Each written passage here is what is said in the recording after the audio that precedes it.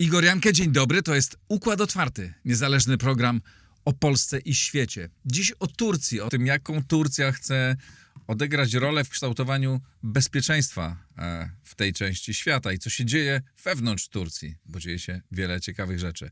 Za chwilę o tym porozmawiam, ale najpierw, jak zawsze, bardzo serdecznie chciałbym pozdrowić wszystkich patronów. To dzięki Państwu ten program istnieje, dzięki Państwu jest niezależny, dzięki Państwu mogę go utrzymać. Więc jeśli ktoś chciałby dołączyć do tego grona, zapraszam na mój profil w serwisie patronite.pl. Dziękuję też mecenasom Układu Otwartego. Jeśli Państwo macie firmę i chcielibyście, aby Wasza firma została mecenasem, zapraszam do kontaktu. A teraz zapraszam na rozmowę. A oto mecenasi Układu Otwartego. Casaplaya, lider na rynku nowych nieruchomości w Hiszpanii. Casaplaya to agencja nieruchomości, która wspiera Cię na każdym etapie zakupu. Kliknij link w opisie i pobierz darmowy PDF z przewodnikiem zakupu krok po kroku. Oanda TMS Brokers, dom maklerski oferujący możliwość inwestycji w instrumenty z całego świata, w tym fundusze ETF, a także oprocentowanie wolnych środków na rachunku. Kliknij link w opisie. Rosnące koszty IT hamują rozwój Twojej firmy? Z AMSO możesz obniżyć wydatki nawet o 70%, wybierając polizingowy sprzęt IT sprawdzony, wydajny i gotowy do pracy. Sprawdź na www.amso.pl. Hallow, katolicka aplikacja dbająca o Twój rozwój duchowy. Medytacje, modlitwy, muzyka, audiobooki i treści do snu. Pobierz z linku w opisie.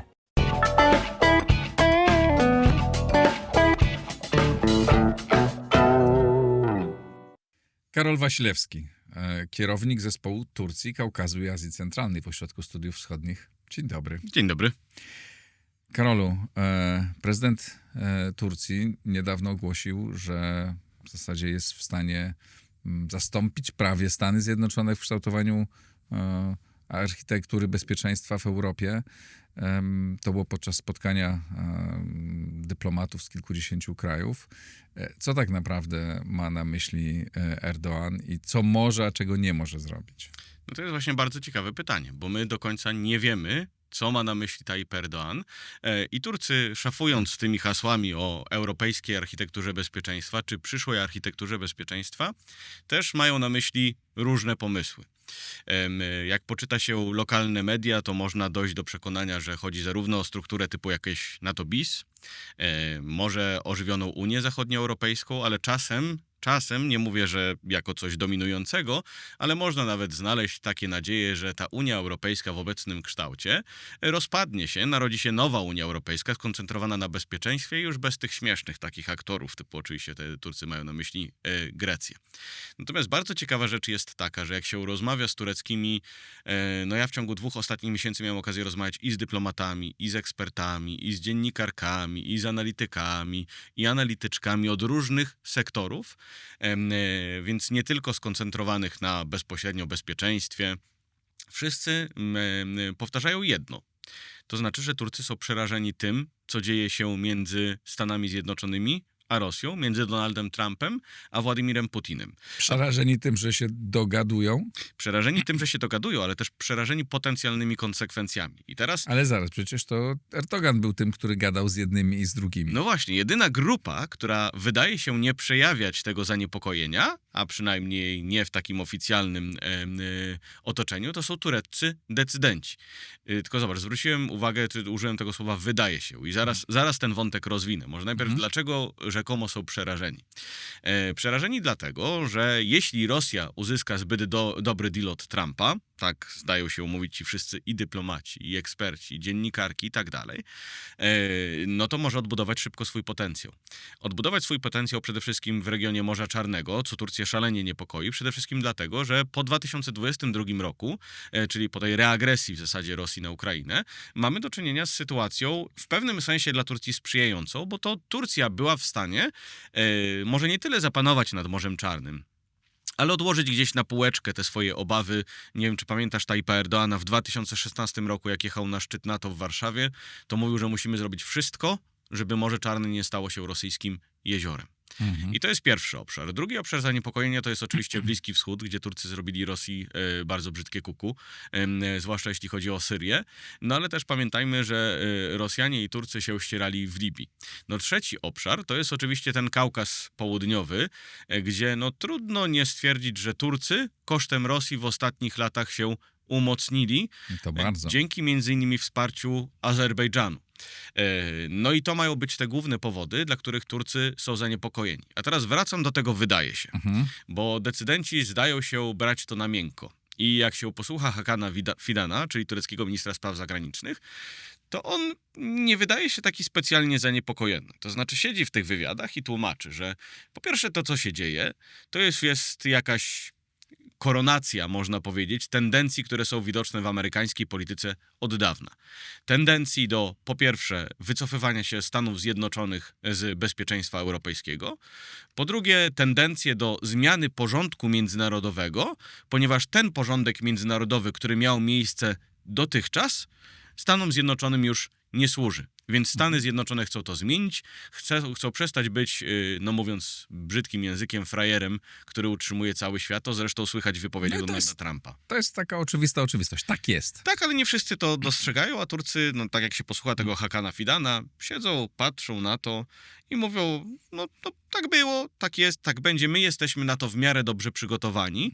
No między innymi dzięki temu, że inwestujemy we własny przemysł zbrojeniowy ojejku, już dawna. Ale jak się posłucha trochę uważniej Hakana Fidana, który zaczyna mówić, no właśnie, o tym, od czego zaczęliśmy, tej przyszłej europejskiej architekturze bezpieczeństwa, jak zaczyna mówić o tym wycofywaniu się Stanów Zjednoczonych z bezpieczeństwa europejskiego, jak mówi o tym, że Turcja musi być częścią przyszłej europejskiej architektury bezpieczeństwa na wypadek, gdyby NATO się rozpadło, no to możemy zadać pytanie, o co mu tak naprawdę chodzi. Czy chodzi mu tylko o to, żeby, no jak to Turcja, zawsze mieć nogę w drzwiach? Gdy się otwierają, to Turcy tę nogę pchają w każde drzwi, tak? No przecież wiemy, że to jest państwo, które mówi o członkostwie w Unii Europejskiej, jednocześnie mówi o członkostwie w BRICS i tak dalej. Czy chodzi jednak o coś głębszego? No i teraz, co dla Turcji oznacza wycofanie się Stanów Zjednoczonych z bezpieczeństwa europejskiego, a co w ogóle oznacza rozpad NATO? Oznacza między innymi likwidację amerykańskiego parasola nuklearnego. I tu Turcy nie są w najlepszej sytuacji, znowu, gdy dodamy do równania tę Rosję, której, no co by nie mówić, i Turcy nie lubią, wręcz nie znoszą, gdy im się to wytyka, gdyby nie członkostwo w NATO. Trudno byłoby prowadzić im taką politykę rywalizacji i kooperacji, jaką prowadzili w ostatnich latach z Rosją, no, albo powinienem powiedzieć przeciw Rosji. Dlatego wydaje mi się, że jakbym miał ryzykować takie zero-jedynkowe stwierdzenie, czy decydenci tureccy są zaniepokojeni tym, co się dzieje? Tak, są. Ale z tego, co mówisz, to myślą bardzo strategicznie i długofalowo. Znaczy zakładają taki scenariusz, który nam się ciągle wydaje nieprawdopodobny, że na to nie będzie. No, wyciągasz mnie na tematy, które lubię, bo zahaczające o właśnie to długoterminowe strategizowanie, o foresight strategiczny i tak dalej. I teraz starając się to jakoś porządkować, to tak, to myślenie strategiczne jest w Turcji na bardzo wysokim poziomie, na wielu elementach tureckiego państwa. I najpierw... No to bardzo ciekawe, opowiedz o tym. Pochwalmy Turków. Otóż to przekonanie o zmieniającym się porządku międzynarodowym to nie jest jakieś przekonanie, które się w Turcji narodziło, nie wiem, rok temu, 2 lata temu, za pierwszego Trumpa, za, nie wiem, Obamy. Ono jest dużo, dużo starsze. Gdybyśmy szukali granic takiego myślenia, no naprawdę nie wiem, gdzie moglibyśmy je znaleźć. Być może błędem nie byłoby powiedzenie, że u Turguta Özala, czyli prezydenta i premiera, najpierw premiera, potem prezydenta w latach 83-93, u którego, jakbyśmy go poczytali, to znajdowało się w zasadzie wszystko to, co znajduje się w Partii Sprawiedliwości i Rozwoju. Czyli to takie przekonanie przede wszystkim, że jeśli nic nie zepsujemy, XXI wiek będzie wiekiem Turcji i Turków. To jest pewnego rodzaju ciągłość w myśleniu. Jak poczytamy Ahmeta Davutoglu, czyli tego, który był architektem polityki zagranicznej Partii Sprawiedliwości i Rozwoju, tego, który długo podszeptywał Tayyipowi Erdoğanowi, to również znajdziemy tam przekonanie o zmieniającym się porządku międzynarodowym. Jak posłuchamy sobie Ibrahima Kalina, obecnie szefa wywiadu, dawniej wieloletniego doradcy Tayyipa Erdoğana do spraw polityki zagranicznej i bezpieczeństwa, u niego również znajdziemy takie nuty, z których czasem mogliśmy się śmiać, no bo można powiedzieć, że one momentami były zabawne, tak? Ale mniej zabawne jest to, że on naprawdę tak myśli i to, co mówił, było strategią, a więc próbą zarysowania strategii. Teraz dlaczego? No bo mam wrażenie, że to, co mówię, może być dla naszych słuchaczów i słuchaczek trochę dziwne. Otóż Ibrahim Kalin mówił, że Turcja leży w takim regionie świata, w którym, no niestety, skrzydełka motyla trzepną i wszystko prędzej czy później rozleje się na Turcję. Nie? No to jest ten taki element, który my możemy patrzeć i zastanawiać się, no, czy to nie jest przesada, nie? Drugi taki element to jest w związku z tym Turcja musi prowadzić politykę, cokolwiek to znaczy, kolejny element, można powiedzieć zabawowy, 360 stopni. No ale w praktyce, już jak odzierzgniemy, takie słowo mi się w głowie pojawiło, ale nie wiem, czy jest po polsku i czy w ogóle jest prawdziwe, wyzbędziemy się tego uśmiechu na twarzy, oznacza to, że Turcja powinna prowadzić politykę zagraniczną, taką, no, którą nazywamy wielowektorową, utrzymując dobre relacje, tak argumentują Turcy, ze wszystkimi partnerami. I znowu patrzyliśmy na to i słuchaliśmy tych Turków, którzy mówili, musimy utrzymywać dobre relacje i ze Stanami Zjednoczonymi, i z Rosją. I starać się być w Unii, starać się być blisko Unii Europejskiej i nawet udawać, że tam chcemy się dostać. Otóż to. I ze Stanami Zjednoczonymi, i z Chinami. I ze wszystkich musimy ciągnąć benefity, korzyści, starać się zabezpieczać przed ryzykami w ten sposób, no bo znowu, nawet strzepnięcie tych skrzydeł motyla spowoduje, że wszystkie wstrząsy odbiją się na Turcji. No i rozumiem, że też jakby doprowadzili do tego, że są państwem, z którym wszyscy muszą się liczyć. Bo nie tylko są duzi, na co powiedzmy, no, ich wpływ jest ograniczony, bo już zastali ten rozmiar państwa. No ale armię budowali, przemysł zbrojeniowy, o czym wspomniałeś, zbudowali i to jest bardzo poważny argument dla wszystkich. Czy się liczyć, to jeszcze na chwilę zaparkujmy, dobra? Ale faktycznie przynajmniej, no bo powiedziałem, że to mogły być takie elementy momentami zabawowe, tak? To znaczy trudno było Turkom wierzyć. Nie. Oni naprawdę tak myśleli i w ten sposób działali. Właśnie, przemysł zbrojeniowy. Turcy, i to jest bardzo proste to, co powiem, no bo to są elementy, po prostu podstawowe elementy myślenia strategicznego. Od czego zaczyna się refleksję strategiczną? Od definiowania problemu, odpowiedzi sobie na pytanie, co się tak w zasadzie wokół mnie dzieje. No i mieliśmy awanturę wokół Cypru, po której Stany Zjednoczone, po tureckiej inwazji na Cypr, nałożyły na Turcję embargo. I Turcy stwierdzili, oho, mamy problem. Mamy problem, ponieważ nasz sojusznik nakłada na nas embargo. Nie możemy być w związku z tym zależni z punktu widzenia bezpieczeństwa od jednego państwa. I w ten sposób rozpoczęła się długa podróż Turcji do budowy tego, co Turcy nazywają narodowym i lokalnym przemysłem zbrojeniowym. Podróż wyboista, bo nie wszystko, nadal można by było powiedzieć, że nie jest zakończona ta droga do budowy lokalnego i narodowego przemysłu zbrojeniowego sukcesem, ale mimo wszystko realizowana w porządku, który, no wiesz co, gdy miałem okazję, bo byłem 2 miesiące temu, dość intensywnie wizytowałem turecki przemysł zbrojeniowy, trzeba przyznać, to jest naprawdę szalenie imponujące, jak oni mają to wszystko poukładane. Miałem okazję zobaczyć, za jakiś czas na ten temat napiszę, ale jak zarządza się projektami w tureckim przemyśle zbrojeniowym. To nie są PGZ-y. Trudno mi powiedzieć, bo nie mam punktu odniesienia. Nie poznałem No bo tak to dobrze. też jest, rozumiem, to też są firmy pod dużym wpływem państwa, pod dużym związkiem z państwem, ale rozumiem sprawnie zarządzane. Rozumiem wątek. To jest po prostu zbudowany, tylko pamiętaj, że ten proces zaczął się w latach 70. To jest zbudowany ekosystem. No i jak zobaczyłem cały ten ekosystem tureckiej, no powiedzmy odpowiednika Agencji Przemysłu Zbrojeniowego, tylko znowu, to jest 50 lat pracy. To nie jest i mamy, tak? To jest ekosystem, w którego skład wchodzą, tak, masz rację, potężne konglomeraty zbrojeniowe typu Aselsan na przykład, tak, czyli jedna z 50 największych zbrojeniowych firm świata.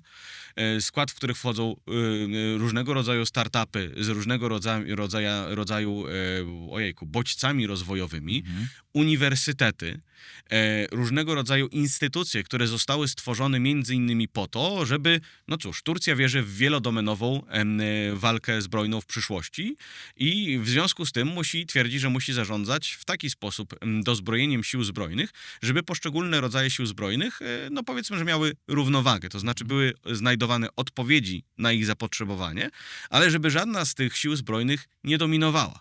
A jak już o tym mówisz, to przy okazji powiem, na ile ten przemysł zbrojeniowy jest sprywatyzowany, a na ile jest jakby całkowicie prywatny, jak nie są elementy całkowicie prywatne, a na ile jest bardzo mocno powiązany. Nie jest powiązany z państwem. To nawet powiedzmy o prywatnych firmach, tak? O firmie Baykar, w którym, no jak wiemy, dominującą postacią jest zięć Tayyipa Erdoğana. To o jakiej my tutaj prywatyzacji mówimy. Natomiast oczywiście to nie jest tak, że nie ma firm prywatnych.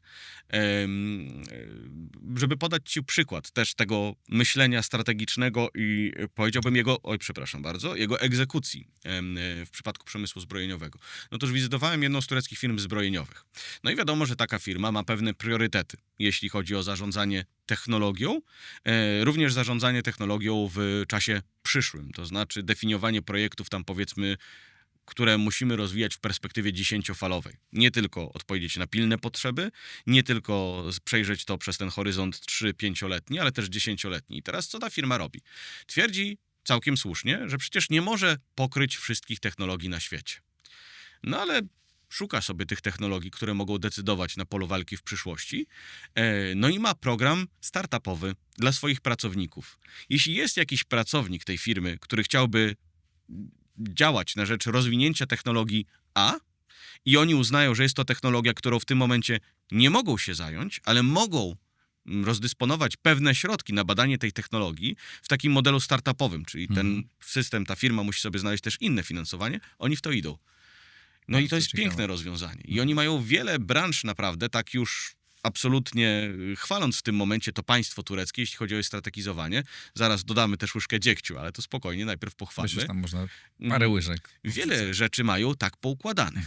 A na ile ten konglomerat, ten ekosystem jest skorumpowany? Trudno mi powiedzieć, bo nie widziałem żadnych badań na ten temat. Natomiast ale on jest efektywny. Chyba właśnie w ten sposób mógłbym odnieść się do tego twojego pytania. No właśnie, że jest efektywny w tym sensie, bo to jest przecież najważniejsze, jeśli chodzi o zaspokajanie potrzeb poszczególnych rodzajów sił zbrojnych.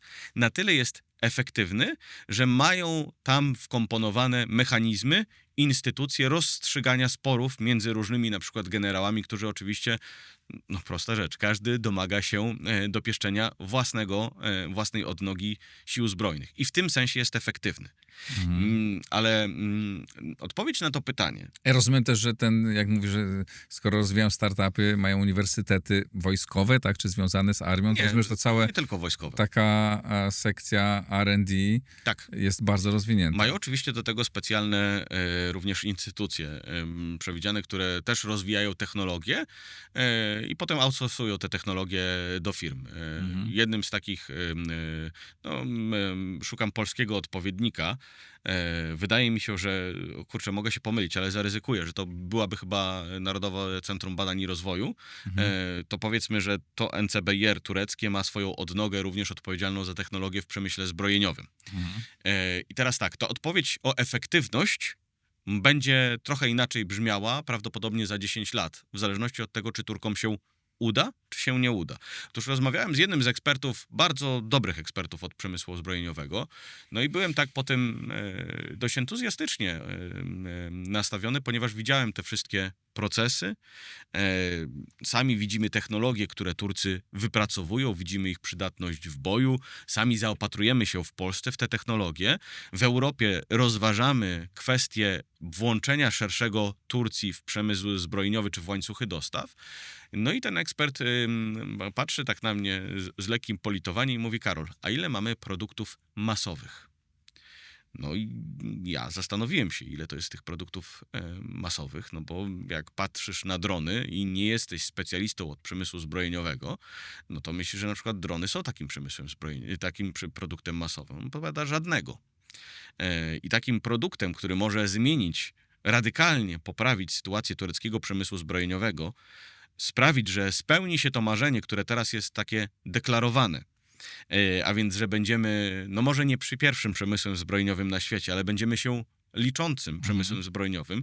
To, co na różnych odcinkach jest teraz już realizowane w szeregu państw, no choćby afrykańskich, takim produktem będą myśliwce 5. generacji. I mówi, jeśli się uda wyprodukować ten produkt masowy, no i oczywiście masowo go sprzedać, to dopiero będzie sytuacja, w której ten przemysł Czyli zbrojeniowy... takie myśliwce jak F-35, oni są w stanie zbudować coś takiego? Są. Być może nie w tym ciągu czasowym, o którym mówią, bo jeśli patrzeć na te deklaracje tureckie, to one są już tuż za rogiem, ale w ciągu dekady myślę, że są w stanie coś takiego wyprodukować.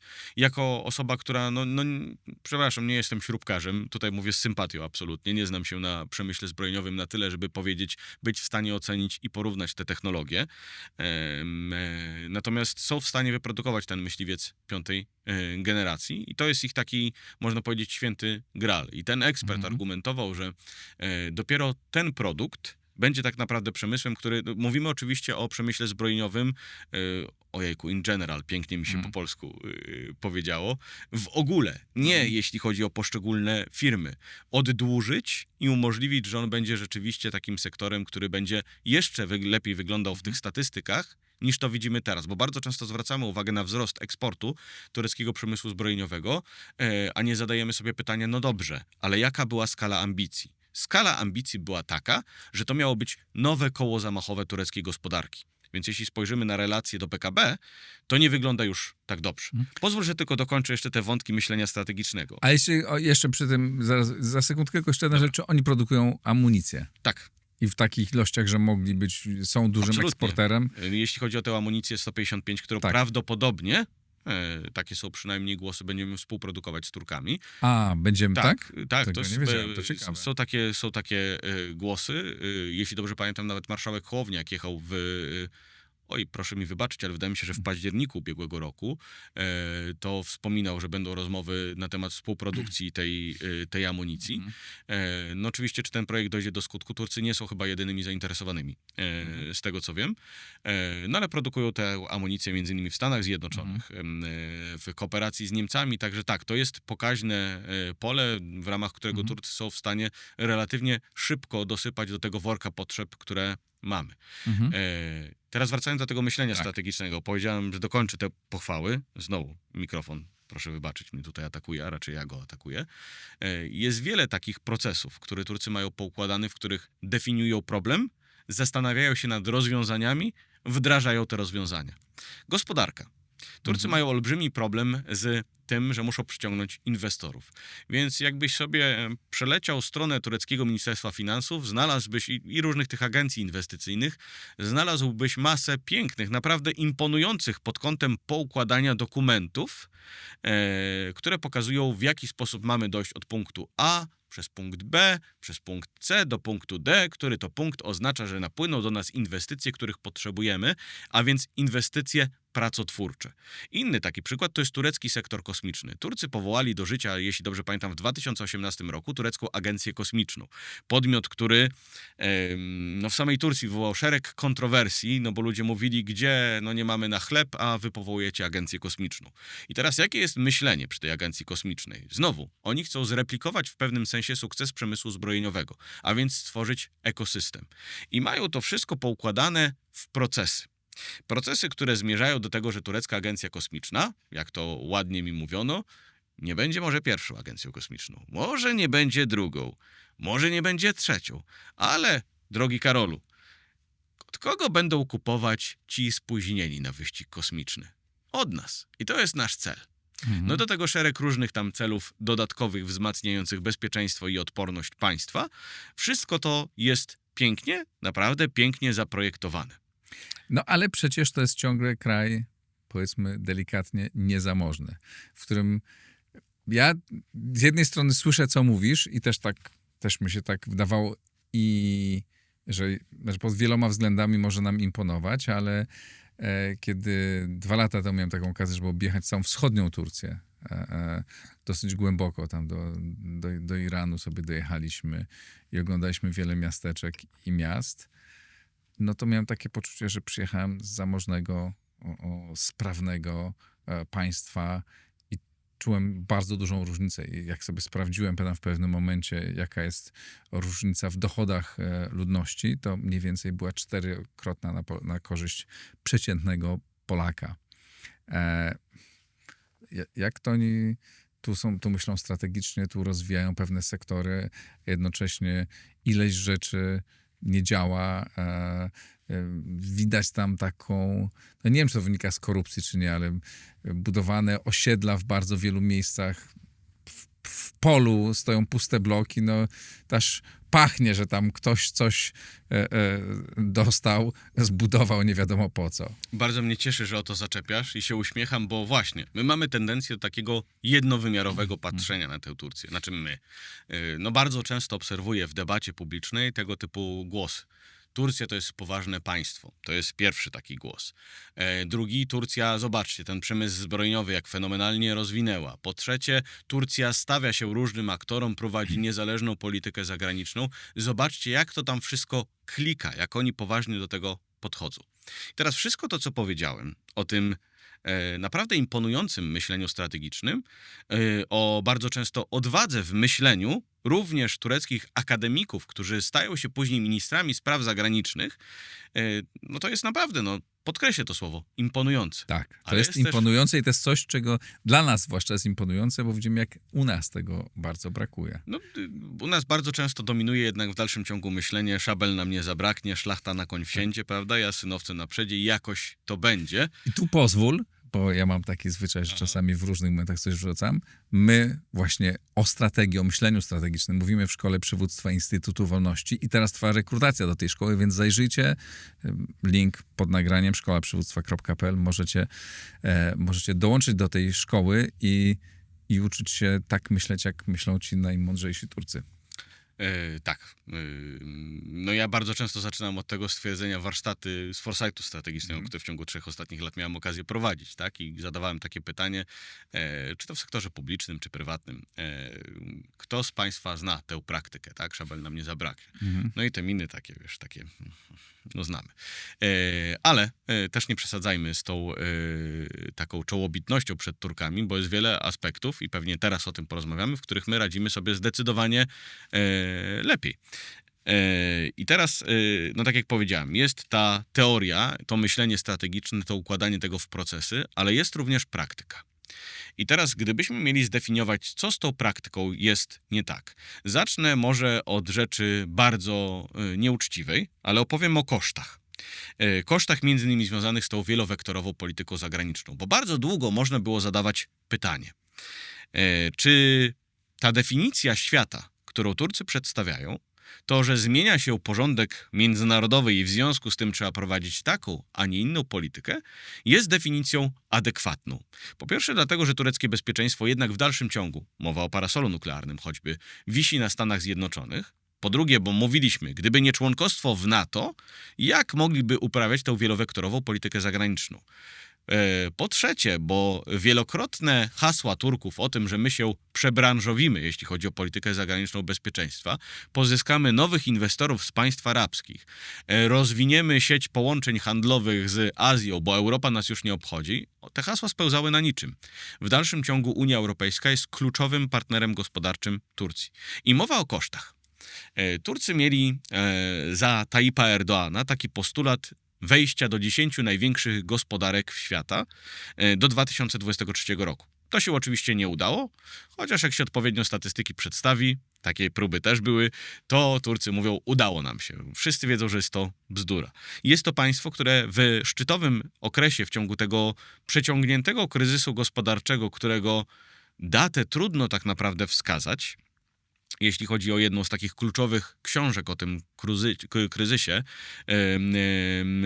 która ukazała się, zdaje się, w tamtym roku, to była wyznaczona data 2018 roku, ale tak naprawdę mnie się wydaje, że należałoby mówić o 2013 roku jako takim roku granicznym, bo wtedy tureccy decydenci stwierdzili, że będą zarządzać gospodarką przez narrację, a nie konkretne działania gospodarcze, nie reformy strukturalne. A więc inflacja w szczytowym okresie wynosiła według niezależnych ośrodków 200%. Mówimy o gospodarce i to jest ten moment, bo powiedziałem, że zrobię coś nieuczciwego. O koszcie mówiąc, w pewnym momencie, kilka lat temu, PKB per capita Turcji cofnęło się do PKB per capita z 2009 roku. To wyobraźmy sobie,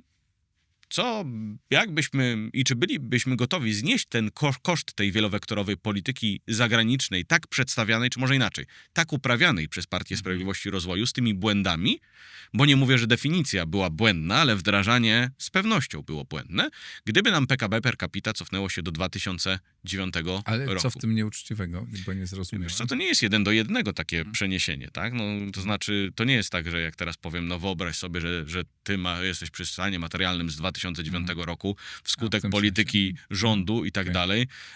No tego się nie da przenieść 1:1, ale wydaje mi się, że jest to argument, który jednak oddziałuje na wyobraźnię, jako taki argument pozwalający sobie zbudować w głowie gdzieś wytłumaczenie, to znaczy nasz poziom materialny spadł znacząco, no i mieć ten punkt referencyjny. co Ale w jesteśmy przypadku za to Polski- państwem, które ma silną armię. Jesteśmy za to państwem, które ma silną armię, mówią Turcy. I jednocześnie jest tak, jak, przepraszam, tak się odniosę do swoich osobistych wrażeń, nie żadnych badań naukowych, tylko przyjechaliśmy tam wiele set, a nawet tysięcy kilometrów po tym wschodzie Turcji i jednocześnie miałem poczucie, że jesteśmy w biednym kraju, nie? I że ja przyjechałem z zamożnego kraju i sprawnie działającego kraju, ale z drugiej strony kraju taki z jednej strony biedny, a z drugiej ma niezłą infrastrukturę. Ma sieć dróg naprawdę niezłych, niewybudowanych za pieniądze z Unii Europejskiej, tylko za własne, Nie, no też. za własne środki. Różnie akurat z tymi drogami. Tak? Aha. No ale są, tak? I daleko jechałem, myślałem, że to już koniec świata, że tam już nic nie będzie, tam tylko będzie osiołek z pastuchem szedł, a tam była normalna czteropasmówka, którą zasuwałem. Owszem, że jak zjechałem z tej czteropasmówki, czy z tej nieźle utrzymanej drogi, to już te miasta wyglądały tak, jak wyglądały. Ale tam widać było siłę państwa. Tak, absolutnie. Ale ta siła państwa, i do tego za chwilę przejdziemy, jest również jednym z elementów jego słabości, paradoksalnie. Dokończmy koszty, bo żeby to zapadło w pamięć, co mam na myśli. Między innymi turecka decyzja o zakupie S-400, a więc systemu obrony przeciwlotniczej od Rosji, to jest decyzja, która pociągnęła za sobą, teraz mówiąc o kosztach tej polityki, którą Turcy mówili, że jest absolutną koniecznością, tylko w tych warunkach przetrwamy. 2,5 miliarda prawdopodobnie dolarów zapłaconych Rosji. Sankcje amerykańskie, które w zasadzie koszt nie jest do policzenia. Wycofanie z koprodukcji myśliwca F-35 i odmowa sprzedaży myśliwca F-35. Teraz kto ponosi koszt tych błędnych decyzji politycznych? No nie Tayyip Erdoğan. Koszty ponosi społeczeństwo, które no jednak wszyscy mówią, ale to dobrze, to nie do końca jest prawda. No nie, no Donald Trump jednym tweetem, nie zapominajmy tego, jeśli dobrze pamiętam, w 2018 roku rozchwiał turecką gospodarką, powodując znaczący spadek wartości tureckiej waluty. Ja pamiętam... Obecnie chwieje wieloma gospodarkami. No, wiesz co, ja pamiętam... że w okolicach chyba 2018 roku o granicy psychologicznej, jakiej, no to teraz bardzo często inwestorzy lubią tego typu sformułowania. Ta granica psychologiczna to było wartość dolara w granicach 4 lir. Teraz jest to 30 ponad lir, nie? Więc proszę zobaczyć, jak szybko to tąpnięcie nastąpiło. I teraz to, co mówisz. Fundamenty państwa. Pewnie. Infrastruktura to bardzo ważne inwestycje. Agencja kosmiczna to prawdopodobnie też bardzo ważna inwestycja na przyszłość. Natomiast Turcja nie dba o fundamenty gospodarcze. To znaczy nie przeprowadza reform strukturalnych, które umożliwiałyby dostarczenie choćby wykwalifikowanej klasy roboczej dla tych sektorów przyszłości. Stara się, ale jest jeszcze na to za wcześnie.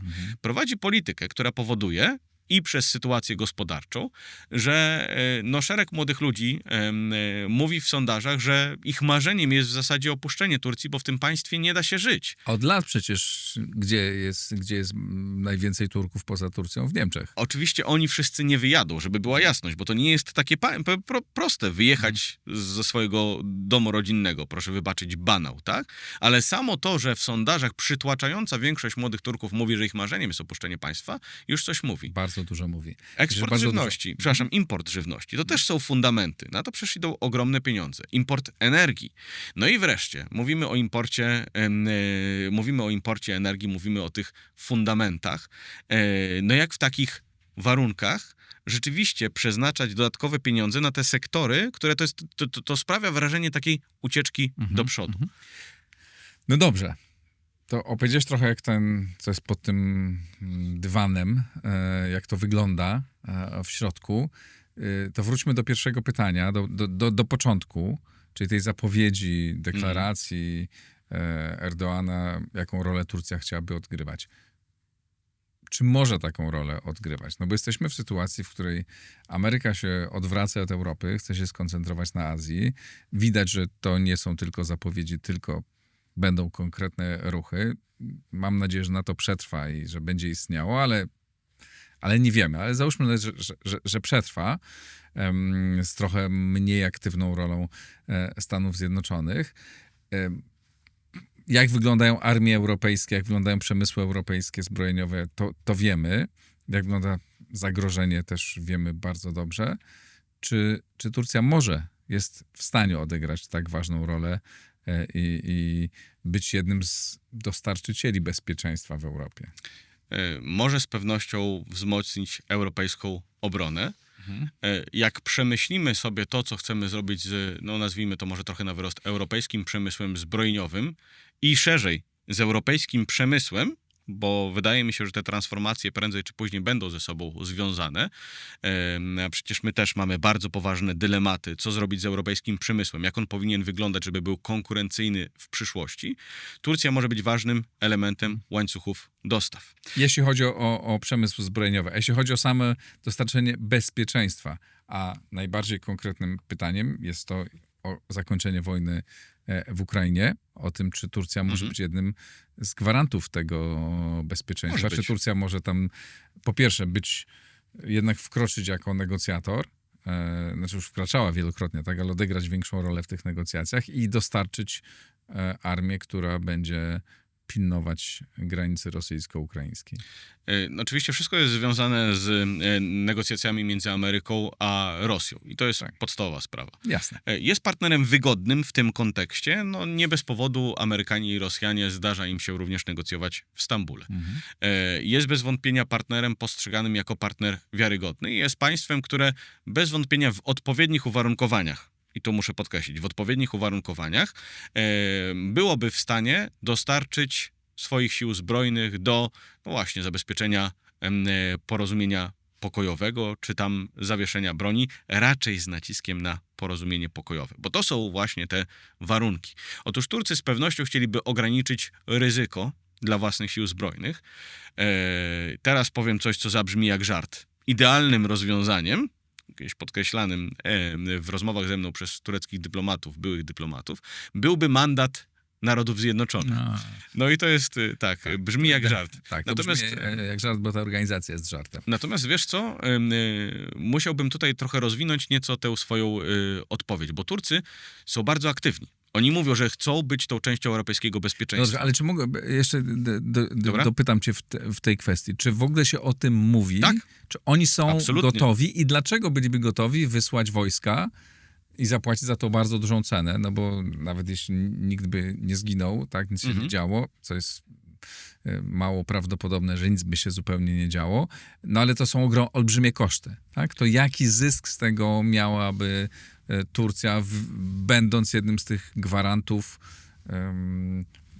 porządku na granicy? Mówi się o tym, byliby gotowi, jaki miałaby uzysk. Otóż widzisz, to jest trochę taka sytuacja, w której możemy odczuwać lekkie schadenfreude, tak to się mówi, ponieważ Turcy od początku, zwłaszcza eksperci prorządowi, argumentowali, że ich wymarzonym rezultatem wojny jest taki rezultat, w którym Ukraina wygrywa, Rosja przegrywa, ale nie zostaje zmiażdżona, no między innymi w związku z tym, że Turcja dzięki temu mogłaby utrzymać tę swoją politykę balansowania, więc granie Rosją w relacjach do Stanów Zjednoczonych. Teraz natomiast sytuacja się zmieniła i Turcy nagle są przerażeni perspektywą, no tak jak powiedzieliśmy w zasadzie na początku tej rozmowy, całkowitego zwycięstwa Rosji. Turcy nie mogą sobie pozwolić na upadek Ukrainy, ponieważ mnóstwo już tam zainwestowali. To jest pierwsza sprawa. Ukraina odgrywa istotną rolę, jeśli chodzi o rozwój tureckiego przemysłu zbrojeniowego, zwłaszcza jeśli chodzi o koprodukcję silników. Mówię tak szybko, jakbym na pamięć to wykuł, nie? To jest druga sprawa. Trzecia sprawa to jest oczywiście bezpieczeństwo na Morzu Czarnym. Turcy mają to takie historyczne doświadczenie i przekonanie, że nadmierne wzmocnienie Rosji w basenie Morza Czarnego stanowi dla nich zagrożenie, nawet jeśli w ostatnich latach kolejny element, w którym możemy odczuwać takie trochę schadenfreude, twierdzili, że Rosja nie stanowi już zagrożenia dla integralności terytorialnej Turcji. Podkreślali to namiętnie i wielokrotnie.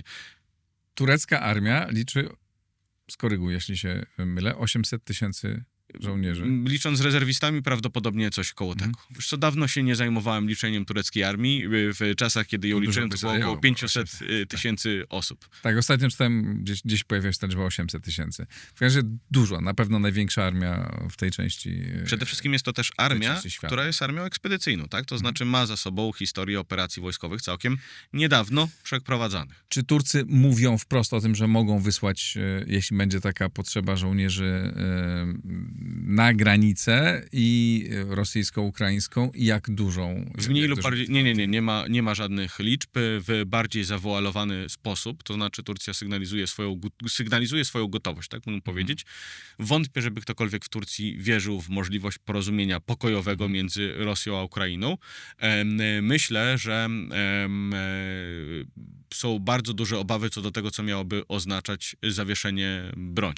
Tak.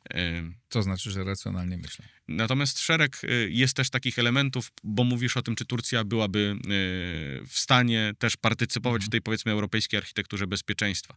I teraz może znowu powiążmy te kilka tematów. Deficyty Turcji z tą partycypacją, wolą partycypacji w europejskim sektorze bezpieczeństwa. Deficyty. Wspomnieliśmy o tym potężnym, silnym państwie. Ty wielokrotnie podnosiłeś wątek też korupcji. Otóż jednym z problemów braku efektywności tureckiego państwa jest to, że tureckie państwo jest behemotem. Jest państwem silnie scentralizowanym. Bardzo wielu badaczy tłumaczyło, że to właśnie między innymi z tego powodu, że to centrum jest tak silne, również dochodzi w Turcji do tego typu zamachów stanu, do różnego rodzaju prób przejmowania państwa przez różnego rodzaju grupy, choćby religijne czy polityczne, które tylnymi drzwiami, można byłoby powiedzieć, dostają się do tureckiej administracji. Na razie tak na ogóle to zawieśmy. Jest również państwem, które jest coraz bardziej państwem autorytaryzującym się. Państwem, no wręcz być może po zatrzymaniu burmistrza Stambułu, pozbędziemy się wreszcie przy tego przymiotnika, tak? Autorytaryzm kompetytywny.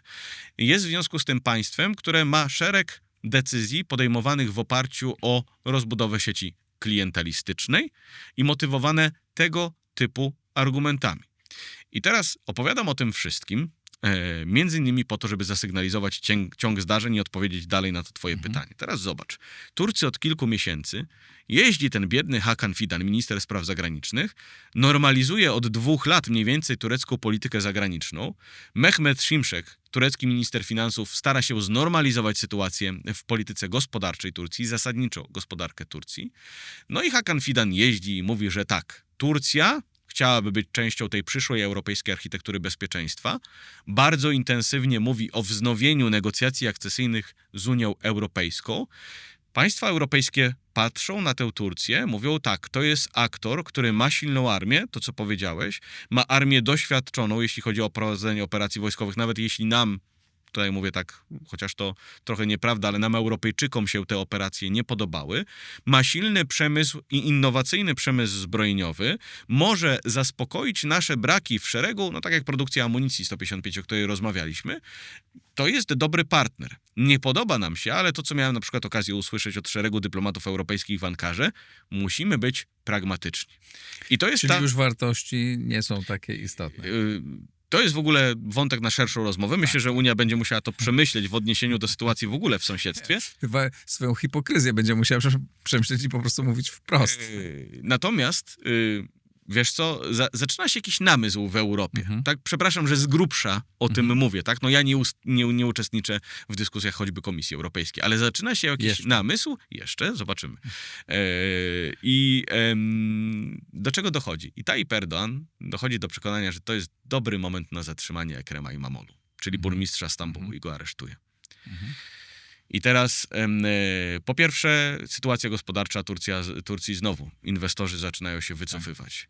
Po drugie ta Unia Europejska, która mówi, że trzeba być pragmatycznym, ale są też dyplomaci, którzy mówią, jak dacie Tayyipowi Erdoğanowi palec, to on chwyci całą rękę, patrzy na to wszystko i mówi, no nie jest to być może najlepszy moment. I znów pojawiają się wątpliwości, jak układać tę relację z Turcją. Przed chwilą było tak, oczywiście teraz trywializuję, przed chwilą było tak dobrze, było łatwo, sytuacja w Turcji się poprawiała, można było argumentować, że będziemy budować z nią silniejsze więzi w obszarze bezpieczeństwa, no ale patrzymy na to, co robią Turcy, no i nagle się nam ta sytuacja nie podoba.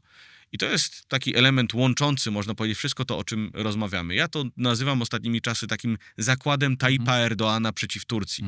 Tayyip Erdoğan postawił na to, że w ciągu 3 lat sytuacja gospodarcza, polityczna się unormuje, że krótko mówiąc mu się upiecze, że w związku z tym uda mu się doprowadzić 3 wielkie projekty, które powiedzmy zainicjował w ostatnich, trochę na wyrost mówię o projektach, ale które zainicjował w ostatnich latach on i jego ludzie. Po pierwsze poprawa sytuacji gospodarczej.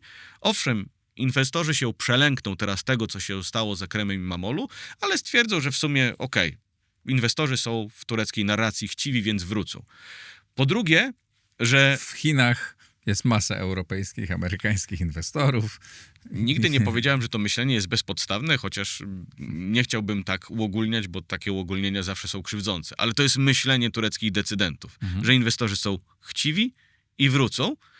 Jeśli patrzeć na Turcję, to na razie to myślenie nie znajduje takiego odzwierciedlenia w rzeczywistości, jakiego Turcy by sobie życzyli. Po drugie, że Unia Europejska uzna, Turcja jest za ważna, żebyśmy teraz cokolwiek robili przeciw Turcji. No niestety pan Ekrem İmamoğlu posiedzi sobie w więzieniu, nie podoba nam się to, ale nie możemy stwierdzić, że zrobimy cokolwiek przeciw Turcji. Trzeci proces, o którym nie powiedzieliśmy, ale toczący się w Turcji od października ubiegłego roku. Proces porozumienia z Kurdami. Kolejny proces strategiczny, który ma doprowadzić sytuację w Turcji do spokoju. On wszystkie te 3 procesy tymi działaniami naraża na ryzyko. Podsumowując, czy twoim zdaniem Turcja jest dzisiaj w pozycji i ma potencjał do tego, żeby rzeczywiście odegrać ważną rolę jako stabilizator bezpieczeństwa w Europie? Tutaj, w tej Europie naszej, w tej części Europy naszej, czy to może być ważny partner, który będzie również ważnym partnerem Polski? To 2 odpowiedzi w odpowiedzi na 2 wątki. Potencjał. Ma potencjał, absolutnie może być ważnym partnerem, który może wesprzeć nasze bezpieczeństwo. Ale zwróciłbym uwagę na to twoje pierwsze pytanie. Czy Turcja ma pozycję? Oni są przekonani, że mają pozycję. Tak jak powiedziałem, Tayyip Erdoğan zrobił ten zakład, nie zrobią nic przeciwko mnie, ponieważ jestem na tyle silny, jestem na tyle potrzebny i tak dalej. Nie zapominajmy jednakże, odpowiadając na to pytanie o pozycję, o początku naszej rozmowy. Turcy są nie mniej zaniepokojeni sytuacją strategiczną na świecie niż my. I wydaje mi się, że jest to szalenie, i to absolutnie szalenie ważne, bo bardzo łatwo jest popaść w takie tony, my potrzebujemy Turcji, nie wiedząc, nie dostrzegając tego, oni potrzebują również nas. Czyli szansa na to, że oni odegrają taką rolę, jest poważna. Szansa na to, że oni odegrają rolę istotną w europejskim bezpieczeństwie, jest poważna, natomiast dobrze, że Unia Europejska w pewnym sensie, tak przynajmniej jeśli wierzyć prasie w tym momencie, nie wariuje i na przykład pojawiają się sygnały, że będzie chciała, żeby Turcja odgrywała istotniejszą rolę w europejskim przemyśle zbrojeniowym, ale będzie musiała też pójść na ustępstwa. Nie będzie się to Turkom podobało. Ale nie możemy przecież kupować wszystkiego, co suflują nam Turcy. Bardzo ci dziękuję. To ja Karol dziękuję. Wasilewski, ekspert do spraw Turcji, ale też Kaukazu i Azji Centralnej ze Ośrodka Studiów Wschodnich. Dzięki w przyszłości. serdecznie. Dziękuję. Dziękuję bardzo Państwu. Napiszcie, co o tym sądzicie. Czy Waszym zdaniem Turcja stanie się również jednym z gwarantów naszego bezpieczeństwa, czy ważnych partnerów Polski? To bardzo ciekawy wątek. A jeśli chcecie porozmawiać, posłuchać, podyskutować, nauczyć się wiele na temat tego, jak budować i myślenie strategiczne, nie tylko dotyczące bezpieczeństwa, ale również swoich firm czy instytucji, w których pracujecie. Zapraszam Was serdecznie do Szkoły Przywództwa. Trwa rekrutacja do początku maja. Zgłaszajcie się. Kto pierwszy się zgłosi, temu jest zawsze łatwiej przejść przez sito selekcyjne. Link pod nagraniem, tam wszystkie informacje. Dziękuję bardzo, pozdrawiam, do zobaczenia.